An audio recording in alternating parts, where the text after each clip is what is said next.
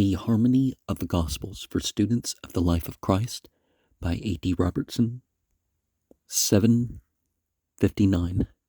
The Anointing of Christ's Feet by a Sinful Woman in the House of Simon, a Pharisee. The Parable of the Two Debtors. Galilee.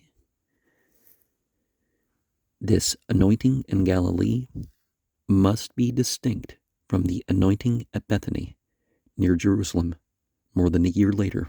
This sinful and penitent woman is represented by a very late tradition as being Mary Magdalene, and hence all the popular uses of the term Magdalene. But that notion has no historical support whatever, and it isn't really supported by the Bible either. And it becomes violently improbable when we find that in the very next paragraph, Luke introduces Mary Magdalene as a new figure in the history. Some men even identify Mary of Bethany with this woman that was a sinner, and also with Mary Magdalene, a medley of medieval mysticism. Luke chapter 7, verse 36 to 50. And one of the Pharisees desired him that he would eat with him. And he entered into the Pharisee's house and sat down to meat.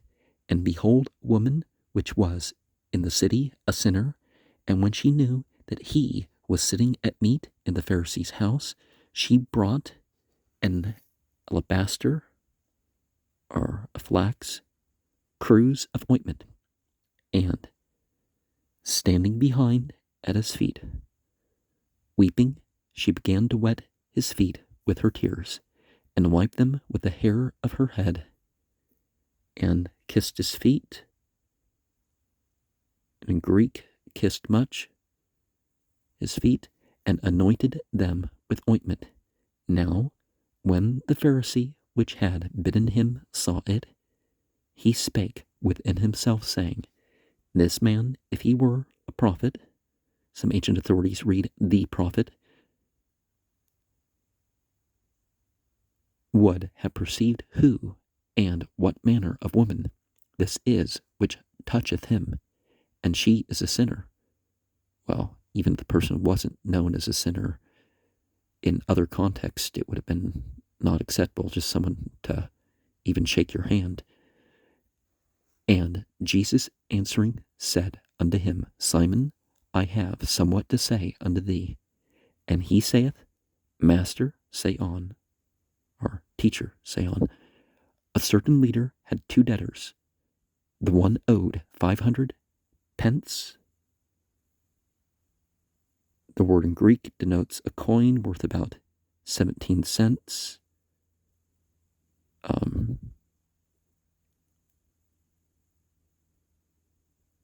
Well, indicate that in something modern, right?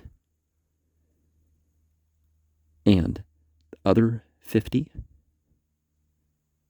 which actually was a notable amount of money, right? When they had not wherewith to pay, he forgave them both. Which of them, therefore, will love him most? Simon answered and said, He, I suppose, to whom he forgave the most. And he said unto him, Thou hast rightly judged.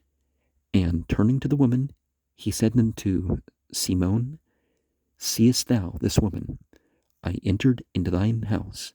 Thou gavest me no water for my feet, but she hath wetted my feet with her tears, and wiped them with her hair. Thou gavest me no kiss, but she, since the time I came in, hath not ceased to kiss my feet,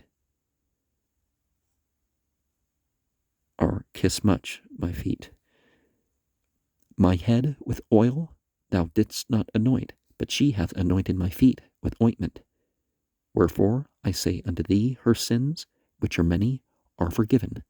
For she loved much, but to whom little is forgiven, the same loveth little. And when he said unto her, Thy sins are forgiven, and they that sat at meat with him began to say within themselves or among themselves, Who is this that even forgiveth sins? And he said unto the woman, Thy faith hath saved thee. Go in peace. So it was her belief carried out by actions. And I don't know, is the pence sort of equivalent to a day's pay or an hour's pay, or what does it equate to? In sections 60 to 63, Jesus makes a second, 3 in all, tour of Galilee, and this time with all the 12. Intense hostility of the Pharisees is aroused by the work. They make the blasphemous accusation that Jesus is in league with Satan. Even the kindred of Jesus fear that he is beside himself because of the excitement and the charges. And one of the things about that part is that, you need to be very careful of your accusations and blasphemies, whether or not what you're criticizing is right or wrong. Blasphemies, you're doing something to be offensive. You can just disagree and differ in behavior without being blasphemous.